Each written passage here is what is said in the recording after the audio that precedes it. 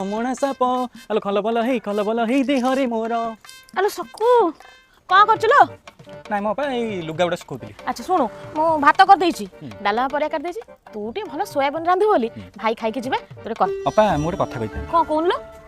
ଆଜିଠାରୁ ମୁଁ ଆଉ ତମ ପାଇଁ ସୋୟାବିନ୍ ତରକାରୀ ରାନ୍ଧିପାରିବି।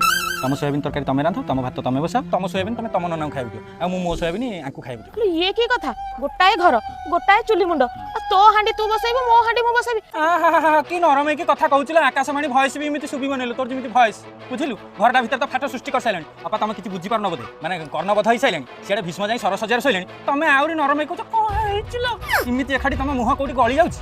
ତମେ ବୁଝିପାରିଲନି? ଗୋଟେ ଲୋକ 10-12 ହଜାର ଟଙ୍କା ଖଟିକି ତମ ଘରକୁ ଦଉଛି, ସେଥିରେ ନନା କଣ କହିଲେ ଆଉ 5,000 ଦେ, ଯଦି ନ ଦେଇପାରିବ ଘରୁ ଭାଗ କରିଦବ। ତମେ ତ ଘର ଭାଗ କରିଦବ, ଆମେ କଣ ଭାତ ଡାଲି ଦିଟା ରୋଷେଇ କରି ଖାଇପାରିବୁନି?